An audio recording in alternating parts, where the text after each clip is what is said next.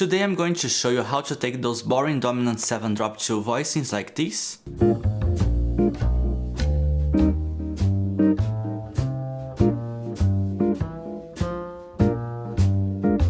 and turn them into some cool voicings by just substituting some of the notes for tensions like this.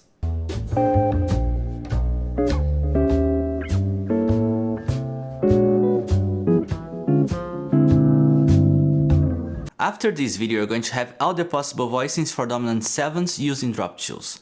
That's a total of 768 voicings, if you play them in all 12 keys. But don't worry, you don't have to memorize all of them.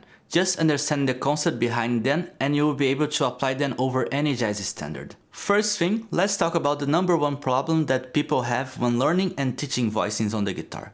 Usually, when guitar players learn voicings, they think from bottom to top. That means that they think about the lowest note first and then they go to the highest one. This is really bad. You should always think like an arranger. The melody note is the most important note of any voicing. It doesn't matter how beautiful are the voicings if your melody is not so good.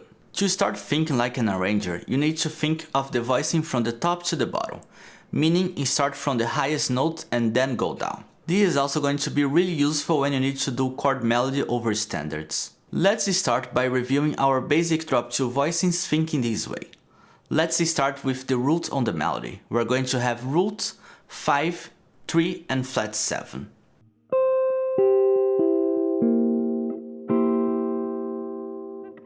Next, we're going to have the third on the melody. The voicing will be 3, flat 7, 5 and root.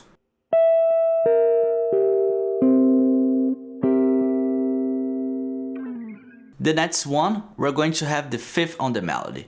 The voicing will be 5, root, flat 7 and 3.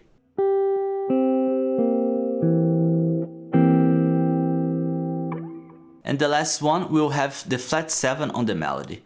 The voicing will be flat 7, 3, root and 5.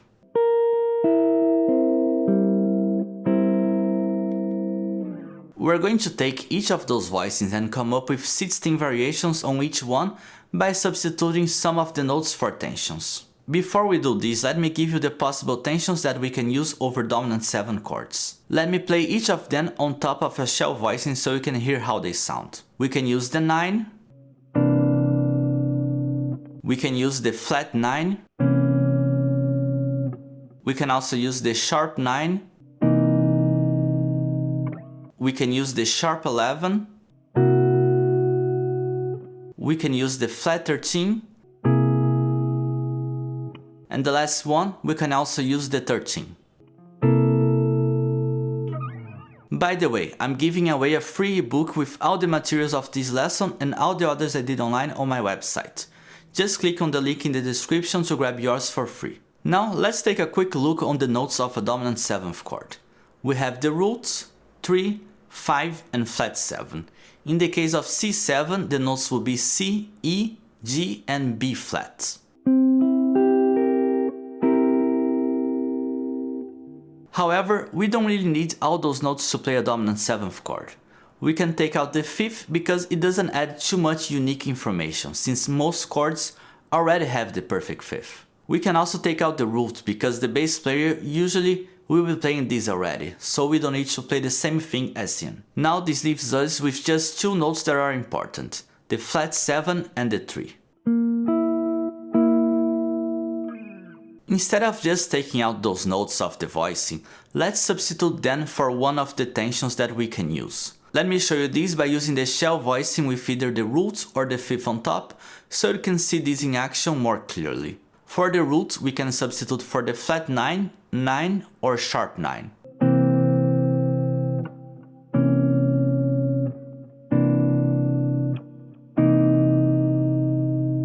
For the 5th, we can substitute it for the sharp 11, flat 13 or 13.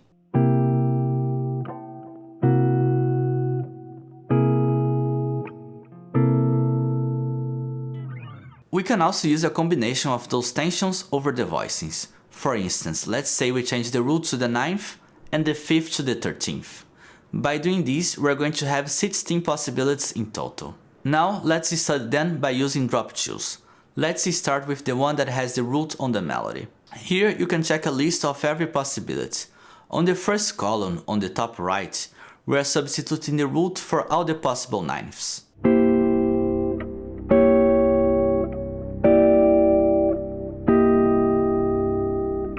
Then, on the right, we're doing the same thing, but now we also substitute the 5 to the sharp 11.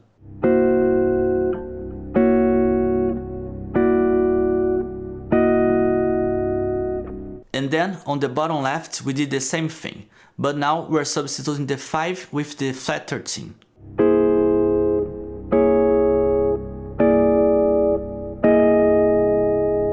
And the last one, the same thing, but now we're substituting the 5 with the 13th.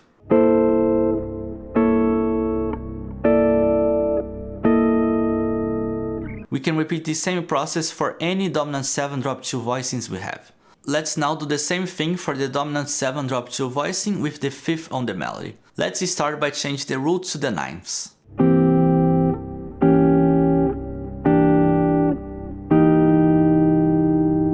Now the same thing, but with the 5 becoming sharp 11.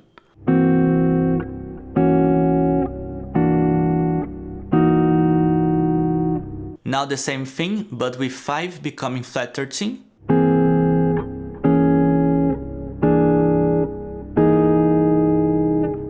And the last one, the same thing, but with 5 becoming 13.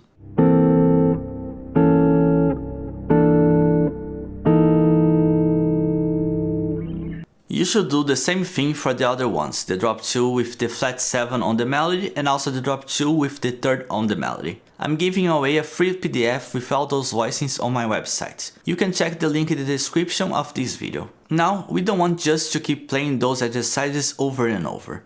We need to apply it to real music, so they can become part of our playing and not just exercises. There are 2 things I recommend to help you with this. First one would be to write out chord melodies using those voicings. A jazz standard that I usually recommend to my private students to start is Prelude to a Kiss by Duke Ellington. This is a great standard to use because there are a lot of dominant 7 chords and the melody keeps changing. Let me show you the first 4 bars using those voicings for the chord melody.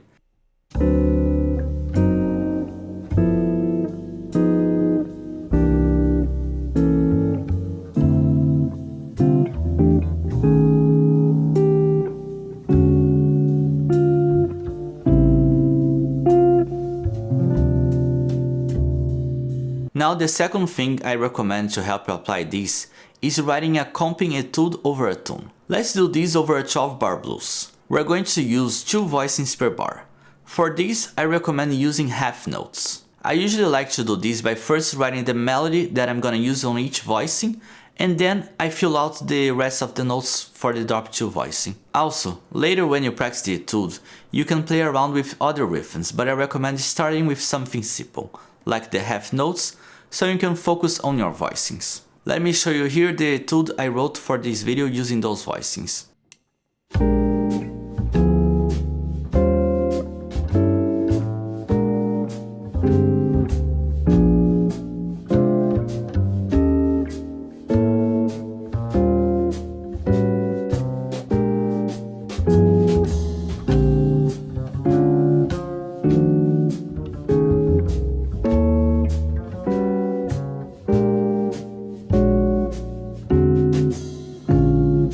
Hope you liked this video and don't forget to like and subscribe so you don't miss any new videos.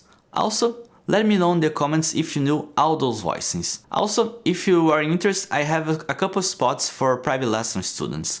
I'm giving away a free trial lesson. You can sign up for free on my website. The link is in the description of this video. Don't forget to check those other videos on my channel to also work on your improvisation. See you next time.